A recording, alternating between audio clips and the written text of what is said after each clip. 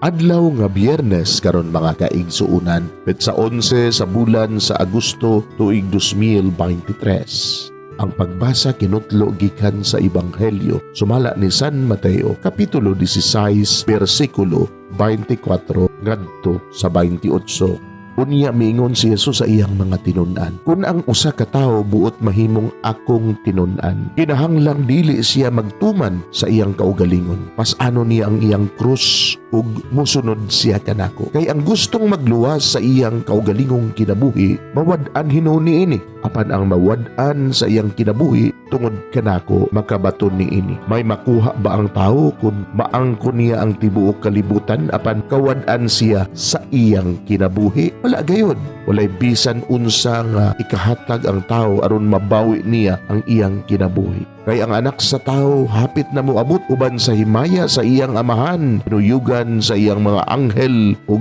unya balusan niya ang tagsa-tagsa sumala sa iyang nabuhat. Hinumdumi kini, ani ay pipila dinhi nga dili mamatay hangtod nga makita nila ang anak sa tao nga moabot aron maghari. Mga igsuon ang Ebanghelyo sa Ginoo.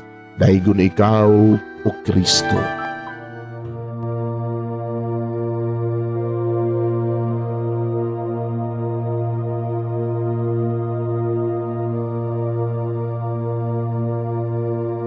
Pagampo sa dili pa magsugod sa trabaho. Magampo kita sa ngalan samahan sa Anak ug sa Espiritu Santo. Amen.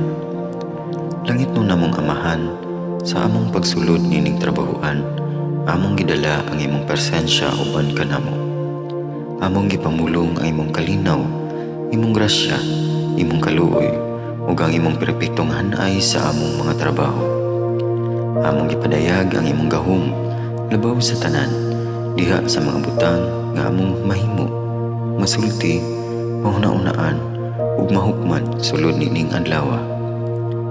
Ginoo, nagapasalamat kami sa gasa sa kinabuhi niining bagong adlaw, niining kahigayunan nga kami nakasulod sa trabaho ug mamahimong parte niining nga grupo. Salamat sa mga gasa nga imong gitugyan kanamo. Hamong gamiton kini diha sa pagimaya kanimo. Hatagi kami sa kusog ug kadasig sa pagbuhat sa among mga trabaho. Panalangini ang among mga proyekto, mga ideya ug kusog.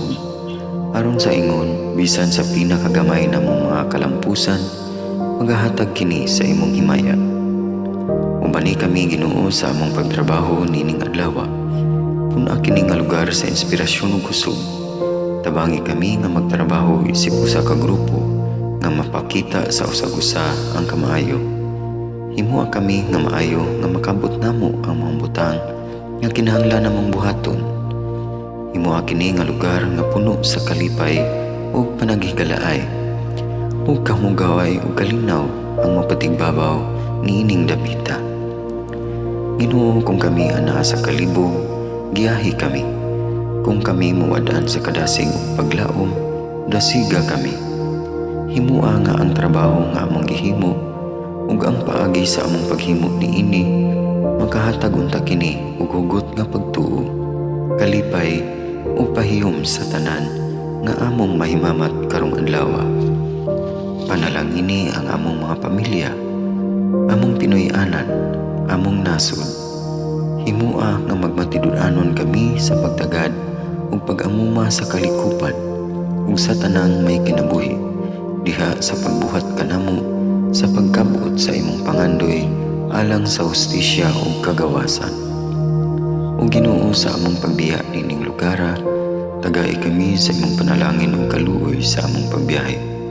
Panalangini ang among mga pamilya ug Pinoy-anan nga anaon ta sa maayong kahimtang sama sa among pagbiya kanila. Ginoo, salamat sa tanang butang nga imong nabuhat, sa tanang butang nga imong gibuhat, ug sa tanang butang nga imong buhaton pa. Sa ngalan ni Jesus, among giampo diha sa tumang pagigugma ug pagpasalamat. Amen. Sa ngalan samahan, sa Anak ug sa Espiritu Santo. Amen.